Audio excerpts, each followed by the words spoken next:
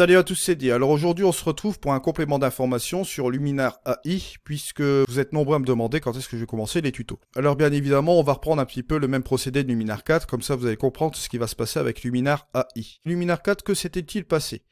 J'étais bêta-testeur sur Luminar 4, comme vous le saviez déjà, je vous l'avais indiqué dans cette chose-là. Dès mon arrivée sur Luminar 4 en tant que bêta-testeur, ce que j'ai fait, c'est des tutoriels sur Luminar 4. J'avais eu l'autorisation de Skyloom de vous montrer les premières vidéos, donc c'est chose que j'ai faites avec la version bêta de Luminar 4. Ensuite est venue les nombreuses formations que j'ai faites. Ça constituait à peu près 120 vidéos sur la chaîne. On est à peu près à 391 vidéos sur cette chaîne, donc ça représente quand même un bon paquet, 120 vidéos, sans compter les nombreuses formations que je mets encore en place sur Luminar 4, ok. Luminar AI, ça va se passer de la même manière. Alors, Luminar AI, j'ai mis un petit onglet ici, je vous avais mis le mode de fonctionnement, mais c'est pas la seule vidéo que j'ai faite sur Luminar AI, bien sûr. Si vous allez dans le blog, vous allez retrouver un peu l'historique de ce que j'ai fait. Dès le 3 septembre, j'avais fait une vidéo, et j'avais fait également un article sur le blog le 4 septembre, d'accord? Alors, dès le 3 septembre, je vous avais mis la vidéo correspondante, ok? C'est ce que j'avais fait. Alors, vous aviez eu bien évidemment ma position sur Luminar AI, pourquoi, pour qui, un article sur le blog avec un rappel de la vidéo, bien sûr.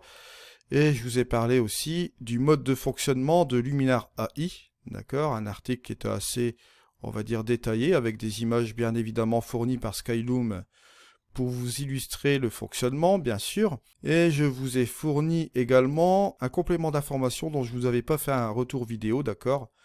Donc ça s'est situé le 1er et le 2 octobre. Ok.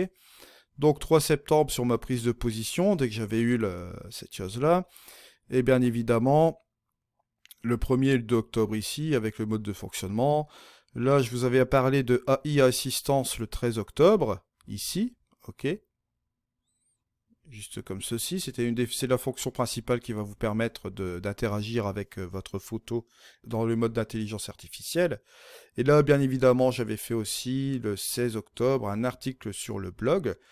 J'avais fait une vidéo aussi également, c'était incrusté bien évidemment dans une vidéo de tutoriel sur Luminar 4. Je l'avais faite de manière assez rapide puisque bon, l'information, il faut savoir que cette mise à jour là sera disponible l'année prochaine.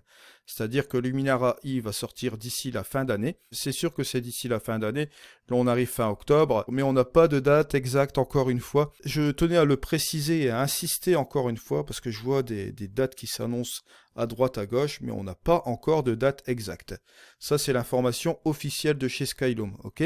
C'est d'ici la fin de l'année, mais pas de date exacte. On arrive progressivement, de toute façon, à la date de sortie, mais on ne sait pas encore, je ne peux pas vous révéler encore quoi que ce soit. Luminar AI, je ne change pas de position là-dessus, je vous avais dit que j'étais vraiment pour et j'étais vraiment enchanté sur le programme dès le 3 septembre, puisque j'avais discuté avec des personnes de chez Skyloom sur ce programme-ci.